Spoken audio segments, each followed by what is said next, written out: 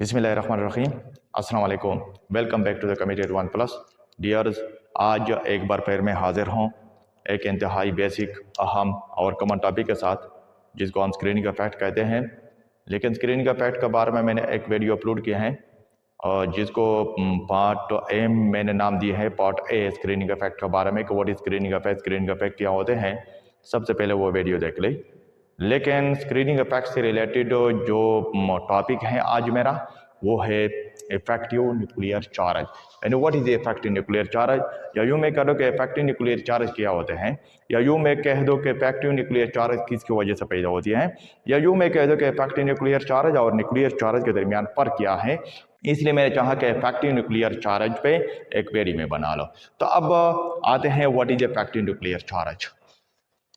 लेकिन dears, effective nuclear charge को शुरू करने से पहले थोड़ा सा मैं कॉलम ज़िला की तरफ आता हूँ कि वो कॉलम ज़िला क्या कहते हैं। कॉलम ज़िला कहते हैं, अकॉर्डिंग टू द कॉलम ज़िला कहते हैं कि अगर दो चार्ज बॉडी हो, दो चार्ज बॉडी के दरमियान जो फोर्स ऑफ अट्रैक्शन होगी या जो इलेक्ट्रोस्टैटिक फोर्स है, ये क्या है, ये direct proportional to the product of their charges. उनके दरमियान जो क्या है चार्जेस है, उसके प्रोडक्ट के डायरेक्ट प्रोपोर्शन होंगे, but inversely proportional to the square of their distance. इनके दरमियान जो डिस्टेंस होता है, ये क्या है, ये उनके दरमियान डिस्टेंस के इनवर्सली प्रोपोर्शनल है, लेकिन प्रोडक्ट ऑफ देयर चार्जेस के डायरेक्ट प्रोपोर्शनल। ये क्या है, ये कॉलम ज़िला। ये क्या है, ये कॉलम ज़िला है। या इसी फोर्स को हम क्या कहते हैं, अगर यूं मैं कह दूं कि that force is called as coulomb force, इसी को हम कॉलम फोर्स कहते हैं। यानी यहाँ पे जो इलेक्ट्रॉन क्या होते हैं, यानी दो चार्ज के दरमियान जो फोर्स लगेगा, जो फोर्स होगी, ख्वाह वो इलेक्ट्रोस्टैटिक फोर्स होगी, ख्वाह वो अट्रैक्टिव फोर्स होगी, वो किसके बराबर होगा, वो के Q1 Q2 बटा हुआ R स्क्वायर के बराबर होगी। लेकिन चूंकि डियर्स यहाँ पे हम क्या करते हैं, यहाँ पे हम केमिस्ट्री एडवांस को करते हैं, केमिस्ट्री एडवांस प्लस को करते हैं। अगर केमिस्ट्री एडवांस प्लस को कहते हैं तो इसका मतलब यह है कि यहाँ पे हमारा ताल्लुक एटम के साथ है। जब एटम के साथ है तो एटम में क्या होते हैं, दो पार्टिकल मौजूद होते हैं। एक को हम क्या कहते हैं, प्रोटॉन कहते हैं, जबकि दूसरे को हम इलेक्ट्रॉन कहते हैं। तो प्रोटॉन जो होता है ये न्यूक्लियस में मौजूद होता है, इलेक्ट्रॉन शेल में मौजूद होता है। इसी प्रोटॉन की वजह से न्यूक्लियस पे पॉजिटिव चार्ज होता है। क्या होता है, पॉजिटिव चार्ज होता है। अब मेरा मतलब यह है कि अगर यहाँ पे यही दो चार्जेज जो कि कॉलम्स ने लिए हैं, अगर इसी दो चार्ज को मैं प्रोटॉन और इलेक्ट्रॉन को कंसीडर कर लो, तो इन केस ऑफ प्रोटॉन और इलेक्ट्रॉन की सूरत में जो इलेक्ट्रोस्टैटिक फोर्स होगा, जो कोलम्बिक फोर्स होगा, ये कोलम्बिक फोर्स के जेड ई बटा हुआ आर स्क्वायर। या यूं मैं कर लो कि ये जो कोलम्बिक फोर्स होगा ये किसके बराबर होगा, के जेड ई स्क्वायर बटा हुआ आर स्क्वायर के बराबर होगा। ये क्या है, ये भी that is also coulombic force. लेकिन in case of atom, in case of proton और इलेक्ट्रॉन की सूरत में तीसरी फोर्स को हम क्या कहते हैं, that force is called as nuclear force, या that force is called as nuclear charge. इसका मतलब यह होता है कि न्यूक्लियर चार्ज यानी किसी इलेक्ट्रॉन पे न्यूक्लियस का कितना फोर्स लगेगा, वो इतने के बराबर होगा। ख्वाह वो फर्स्ट शेल में हो, ख्वाह वो सेकंड शेल में हो, ख्वाह वो थर्ड शेल में हो, जिस शेल में भी हो उस पे जो फोर्स लगेगा वो इतना ही फोर्स लगेगा। और इसी फोर्स को हम क्या कहते हैं, that force is called as nuclear force, या that force is called as nuclear charge. लेकिन वही से हम इसको कोलम्बिक फोर्स कहते हैं। क्या कहते हैं, कोलम्बिक फोर्स कहते हैं। लेकिन डियर, अगर हम मल्टी इलेक्ट्रॉन सिस्टम को ले लें, मल्टी इलेक्ट्रॉन सिस्टम का मतलब यह है कि अगर एक से ज्यादा इलेक्ट्रॉन हो, एक से ज्यादा होने का मतलब यह है कि अगर एक से ज्यादा शेल में इलेक्ट्रॉन फैले हुए हो किसी एटम में, तो फिर वहां पे क्या होगा, आया वहां पे यही न्यूक्लियर फोर्स होगा, आया वहां पे यही न्यूक्लियर चार्ज लगेगा जो मुझे कॉलम दे रहा है? नहीं, ऐसा नहीं होता। क्योंकि अगर हम मल्टी इलेक्ट्रॉन सिस्टम को लेते हैं तो मल्टी इलेक्ट्रॉन सिस्टम में क्या होता है कि स्क्रीनिंग इफेक्ट होता है। वहां पे स्क्रीनिंग होती है। जब स्क्रीनिंग होती है तो स्क्रीनिंग इफेक्ट, वहां पे वो वीडियो देख ले, स्क्रीनिंग इफेक्ट की वीडियो देख ले। स्क्रीनिंग इफेक्ट की वजह से क्या होती है कि जो न्यूक्लियर चार्ज होता है, जो न्यूक्लियस का जो फोर्स होता है आउटर इलेक्ट्रॉन पे, फर्स्ट शेल के अलावा आउटर इलेक्ट्रॉन पे जो न्यूक्लियस का फोर्स होता है, वो क्या होता है, वो थोड़ा सा कम होता है। वो थोड़ा सा कम होता है फर्स्ट शेल के इलेक्ट्रॉन के मुकाबले में। यानी फर्स्ट शेल इलेक्ट्रॉन पे न्यूक्लियस का जो फोर्स लगेगा, फॉर एग्जांपल यहाँ पे मैंने ली है, यानी इस दो इलेक्ट्रॉन पे इसी न्यूक्लियस का जो फोर्स लगेगा वो क्या होगा, वो ज्यादा होगा। लेकिन इसी न्यूक्लियस का इसी इलेक्ट्रॉन पे जो फोर्स लगेगा वो क्या होगा, वो थोड़ा सा कम होगा। वजह क्या होती है, क्योंकि यहाँ पे क्या होती है, स्क्रीनिंग हिस्सा लेते हैं, यहाँ पे स्क्रीनिंग इफेक्ट होती है। स्क्रीनिंग इफेक्ट की वजह से हम क्या करते हैं, हम क्या कहते हैं कि इसी न्यूक्लियस का इसी इलेक्ट्रॉन पे इसी न्यूक्लियस का जो फोर्स होगा वो थोड़ा सा कम होगा। जब थोड़ा सा कम होगा तो इसी they decrease in the force या they decrease in the force इसको इफेक्टिव न्यूक्लियर चार्ज या इफेक्टिव न्यूक्लियर फोर्स इसको हम कहते हैं। तो फिर इसी सूरत में मल्टी इलेक्ट्रॉन की सूरत में अगर यही कोलम्बिक फोर्स को हम लिख दें तो कोलम्बिक फोर्स बराबर होगा K into Z E double F. Z E double F का मतलब है कि इफेक्टिव न्यूक्लियर फोर्स या effective nuclear charge E into E बटा हुआ आर स्क्वायर। या यूं में कर लो शॉर्टली, अगर मैं इस तरह कर लो कि जो होगा ये इस तरह होगा कि Z E double F E square बटा हुआ आर स्क्वायर होगा। मीन्स कि ये जेड इफेक्ट का मतलब है कि स्क्रीनिंग होती है। जब स्क्रीनिंग होती है तो यहाँ पे जो फोर्स होगा ये वाला फोर्स, ये कोलम्बिक फोर्स, ये थोड़ा सा कम होगा, यानी इतना फोर्स नहीं लगेगा जितना कि कॉलम्स मुझे दे रहा है। या यूं में कर लो कि कॉलम के मुताबिक ये मेरे पास ये एक्सपेक्टेड फोर्स है, that is the expected force. ये एक्सपेक्टेड फोर्स जो कॉलम जो क्या एक्सपेक्ट कर रहा है कि सेकंड शेल पे इतना फोर्स है लगेगा, लेकिन एक्चुअली बट नॉट सो। लेकिन एक्चुअली ऐसा नहीं होता। क्यों ऐसा नहीं होता? क्योंकि इसलिए मल्टी इलेक्ट्रॉन सिस्टम का मतलब है कि यहाँ पे इलेक्ट्रॉन तो ज्यादा फैले हुए हैं। अगर ज्यादा यानी फर्स्ट शेल में भी है, सेकंड में, थर्ड में है, वगैरह में है। अगर दरमियान में कोई और शेल इलेक्ट्रॉन आते हैं तो इट मीन को वहाँ पे तो स्क्रीनिंग होगी। जब स्क्रीनिंग होगी तो आउटर इलेक्ट्रॉन पे, फर्स्ट शेल के अलावा आउटर इलेक्ट्रॉन पे न्यूक्लियर फोर्स कम होगा। जब न्यूक्लियर फोर्स कम होगा तो कम न्यूक्लियर फोर्स को हम क्या कहते हैं? Z effective. जेड इफेक्ट का मतलब है कि इफेक्टिव न्यूक्लियर चार्ज क्या होगा? Effective nuclear charge. और यहाँ पे हम क्या कहते हैं? सो दैट इज नॉट एक्सपेक्टेड। ये एक्सपेक्ट करा है columns, that is not the expected force. या एक्सपेक्टेड फोर्स का मतलब that is not the coulombic force. ये कोलम्बिक फोर्स नहीं है, बल्कि यहाँ पे यही फोर्स, ये वाला, ये जो वैल्यू है या ये जो वैल्यू है, ये मुझे क्या शो करता है? Actual force. That is called as actual force. ये क्या होता है? ये एक्चुअल फोर्स होता है। ये क्या होता है? ये एक्चुअल फोर्स है। चूंकि एक्चुअल फोर्स हमेशा के लिए एक्सपेक्टेड फोर्स से कम होता है। या यूं में कर लो कि एक्चुअल फोर्स जो होता है हमेशा के लिए कोलम्बिक फोर्स से क्या होता है? ये कम होता है। अगर एक्चुअल फोर्स कोलम्बिक फोर्स से क्या होता है? कम होता है तो इट मीन इसका मतलब ये होता है, अगर मैं यूं कर लो कि जो एक्चुअल फोर्स होता है यही actual force is always less than the expected force. ये एक्सपेक्टेड फोर्स से कम होता है। तो इसी लेस देन चूंकि कम है, इसी कमी को रिप्रेजेंट करने के लिए हम क्या कहते हैं कि जेड इफेक्टिव बराबर होता है जेड माइनस बी। जेड का मतलब है कि nuclear charge, that is the nuclear charge या न्यूक्लियर फोर्स है, माइनस बी का मतलब है कि स्क्रीनिंग इफेक्ट। कितने इलेक्ट्रॉन स्क्रीनिंग पैदा करते हैं, कितने इलेक्ट्रॉन कितनी स्क्रीनिंग पैदा करते हैं। जब हम उसे माइनस करते हैं तो पैर जो न्यूक्लियर चार्ज और जेड इफेक्ट आपस में बराबर होगी। यानी माइनस बी किस चीज को शो करता है? ये मैंने स्क्रीनिंग इफेक्ट में मैंने की है। माइनस बी ये शो करता है कि हमेशा के लिए जो इफेक्टिव न्यूक्लियर चार्ज होता है ये न्यूक्लियर चार्ज से या कोलम्बिक फोर्स से या न्यूक्लियर फोर्स से या न्यूक्लियर चार्ज से हमेशा के लिए क्या होता है? ये कम होता है। यहाँ पे मैंने लिख दी ये क्या होता है? ये हमेशा के लिए कम होता है। अब यहाँ पे तकरीबन के की वैल्यू जो होगी वो इतने ही के बराबर है। यहाँ पे मैंने दी है के की वैल्यू इतने के बराबर होने का मतलब यह होता है, ये बात भी नोट कर ले कि ये जो के होती है ये ठीक है प्रोपोर्शनैलिटी कांस्टेंट है बट नॉट यूनिवर्सल। यूनिवर्सल नहीं है। यूनिवर्सल का मतलब है कि यहाँ हमेशा के लिए कांस्टेंट नहीं थी, but it depends upon the medium. ये मीडियम पे डिपेंड करता है। ठीक है डियर, कि आपने कौन सा एटम लिया हुआ, आपने कौन सा मीडियम लिया हुआ, ये मीडियम पे डिपेंड करता है। जेड का मतलब होता है एटॉमिक नंबर, ए का मतलब होता है 4000 इलेक्ट्रॉन, ये 4000 प्रोटॉन को भी शो करता है। आर का मतलब यह होता है atomic radius and Z E double F का मतलब effective nuclear charge. Effective nuclear charge का मतलब यह होता है decrease in the nuclear charge. Let suppose for example यहाँ पे हम एक मिसाल लेते हैं। अगर हम यहाँ पे एक मिसाल लेते हैं तो लिथियम है। लिथियम को मैंने ली जिसके एटॉमिक नंबर क्या है? वो 3 है। जब एटॉमिक नंबर 3 है तो डियर्स नोट कर ले यहाँ पे क्या होता है कि जब हम यहाँ पे इलेक्ट्रॉन को तकसीम करते हैं तो पहले शेल में 2 इलेक्ट्रॉन आते हैं, लेकिन जो सेकंड शेल में 1 इलेक्ट्रॉन आएगा। तो फिर क्या होता है? अगर हम यहाँ पे इसी 2 इलेक्ट्रॉन पे कोलम्बिक फोर्स को क्या कैलकुलेट कर ले यहाँ पे, यानी इसी में या इसी चीज में यहाँ पे या इसी में न्यूक्लियर फोर्स में या न्यूक्लियर चार्ज में या एक्सपेक्टेड फोर्स में या कोलम्बिक फोर्स में यहाँ पर हम वैल्यू को पुट अप कर लें तो इसी 2 इलेक्ट्रॉन पे इसी न्यूक्लियस का जो फोर्स लगेगा वो कितने का बराबर होगा? -2.4 दरवेदत का -6 न्यूटन ही लगेगा। और यही that is also the expected, ये एक्सपेक्टेड फोर्स भी है, that is also the actual force भी है। डियर नोट कर ले हमेशा के लिए फर्स्ट शेल वाले इलेक्ट्रॉन पे ख्वाह वो मल्टी इलेक्ट्रॉन सिस्टम भी क्यों ना हो, लेकिन फर्स्ट शेल वाले जो इलेक्ट्रॉन होंगे उस पे हमेशा के लिए कोलम्बिक फोर्स ही लगेगा।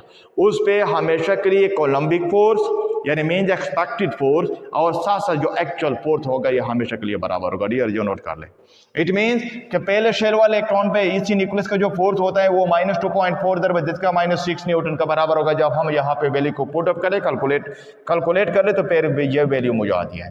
ये वैल्यू क्या होती है? ये मुझे आती है।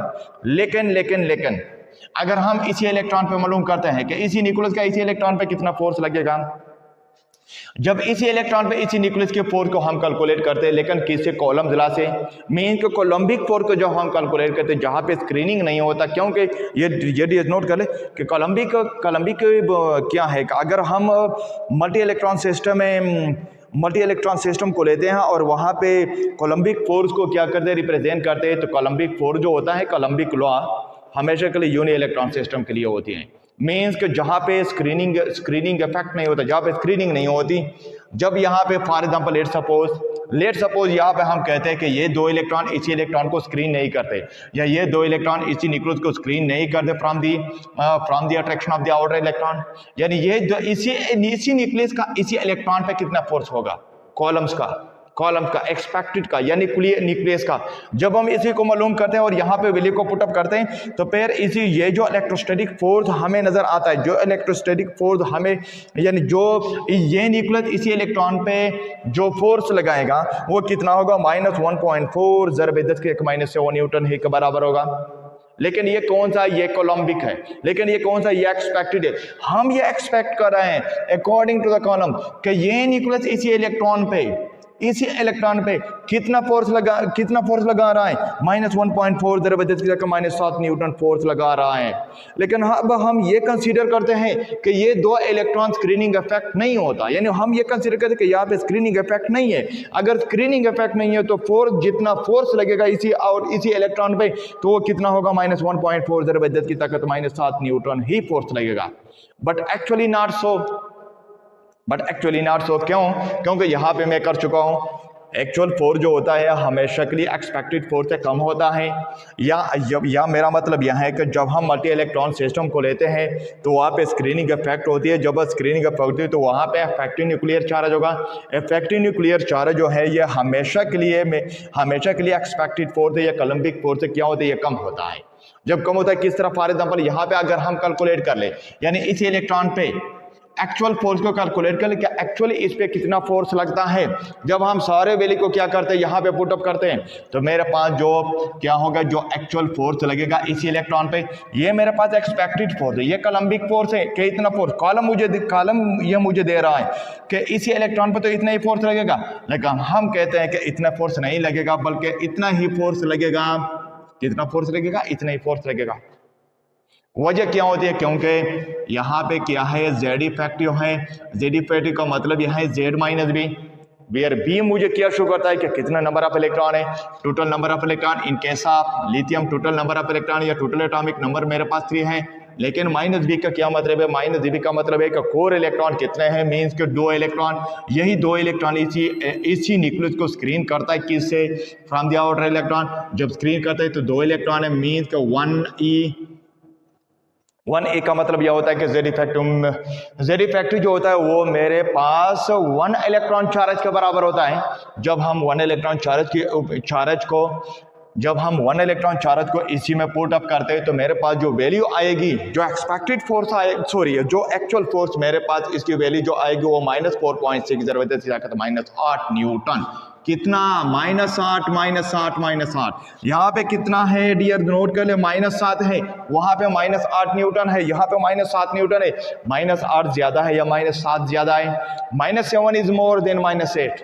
इट मीन्स इसका मतलब यह है कि जो यही फोर्स है ये कम है किससे? इससे। अगर यही फोर्स इससे कम है तो इट मीन्स कि यहाँ पे जो Z इफेक्टिव होता है it is always less to -Z। जब -Z से क्या होता है? ये कम होता है। Z effective is always less then Z। Z से जब कम होता है तो इसी कमी को रिप्रेजेंट करने के लिए हम क्या करते हैं कि Z-B लिखते हैं। मीन्स का -B स्क्रीनिंग इफेक्ट या नंबर ऑफ इलेक्ट्रॉन स्क्रीन्ड, ये क्या करते हैं? इसको जब हम एटॉमिक नंबर से माइनस करते हैं तो फिर Z इफेक्टिव जो होगी ये बराबर होगी। So that is called effective effective nuclear charge. यानी what is effective nuclear charge? Effective nuclear charge is the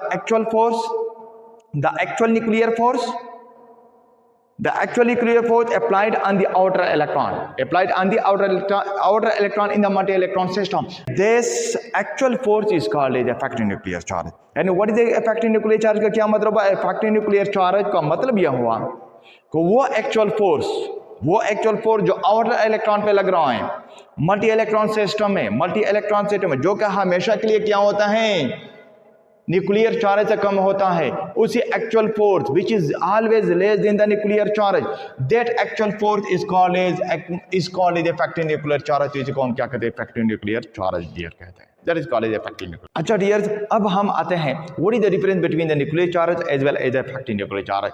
nuclear charge और इफेक्टिव न्यूक्लियर चार्ज के दरमियान फर्क क्या है, या न्यूक्लियर चार्ज को हम कब मेंशन करेंगे, इफेक्टिव न्यूक्लियर चार्ज को हम कब मेंशन करेंगे। अब हम इसकी तरफ आते हैं, किस तरह। फॉर एग्जांपल, न्यूक्लियर चार्ज का क्या मतलब है, इफेक्टिव न्यूक्लियर चार्ज का क्या मतलब है। लेट सपोज न्यूक्लियर चार्ज का मतलब यह होता है कि यहाँ पे मैंने लिखा है कि that is the total nuclear force present in the nucleus of an atom. किसी एटम के न्यूक्लियस में जो टोटल न्यूक्लियर फोर्स होता है, जो न्यूक्लियर जितना ही न्यूक्लियर फोर्स है जिसमें कमी या ज्यादती न हो, तो इसको हम क्या कहते हैं, that will be called as nuclear charge. तो इसको हम न्यूक्लियर चार्ज कहते हैं। या यू लेट सपोज कर लेकर फॉर एग्जांपल, अगर यहाँ पे मैं यू लिख दो कि न्यूक्लियर चार्ज का मतलब यह होता है कि टोटल पॉजिटिव चार्जेस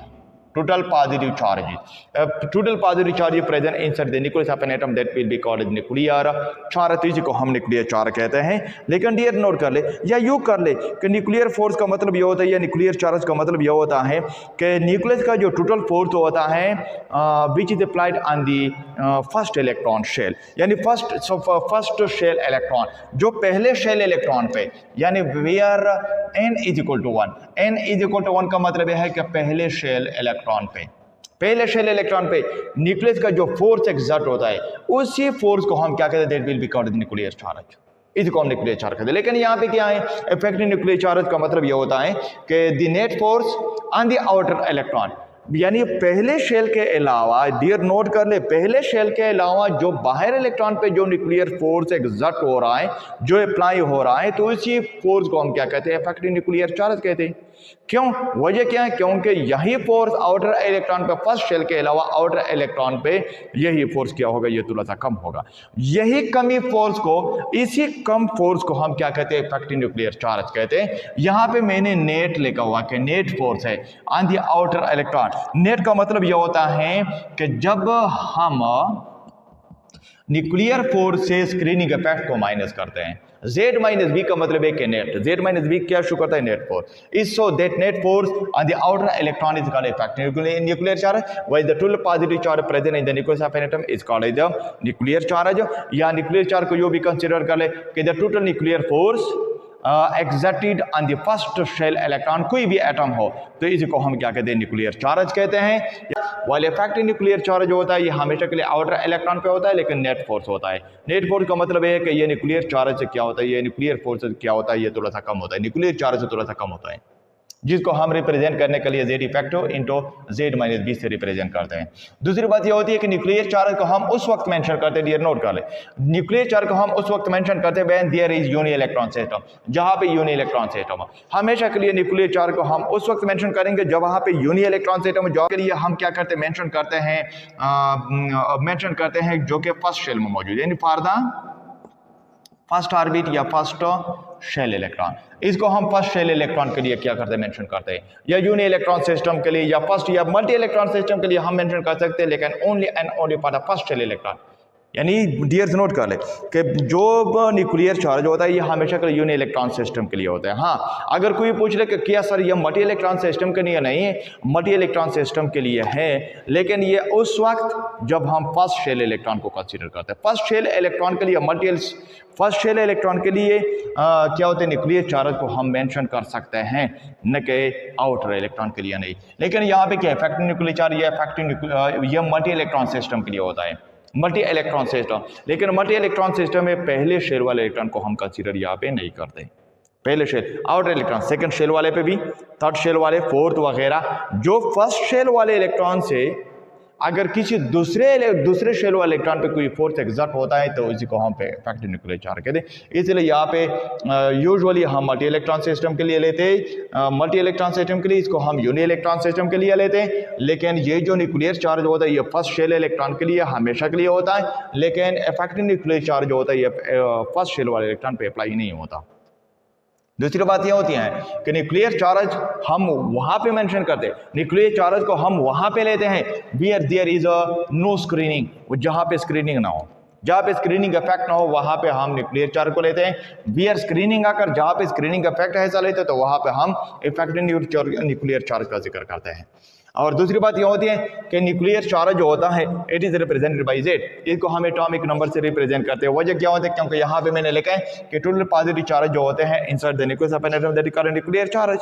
अगर न्यूक्लियर चार्ज है तो टोटल पॉजिटिव चार्ज को हम क्या कहते हैं, it will be called the atomic number, और एटॉमिक नंबर को हम Z से रिप्रेजेंट करते हैं। तो इसलिए यहाँ पे न्यूक्लियर चार्ज को भी हम Z से रिप्रेजेंट करते हैं, वाइल इफेक्टिव न्यूक्लियर चार्ज का हम Z इफेक्टिव यानी ZE से रिप्रेजेंट करते हैं, जो कि हमेशा के लिए बराबर होता है Z माइनस बी के, Z माइनस बी के बराबर होता है।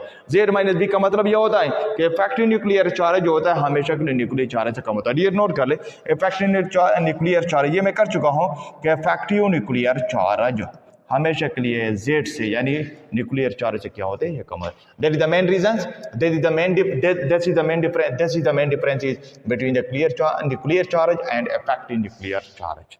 Okay dear.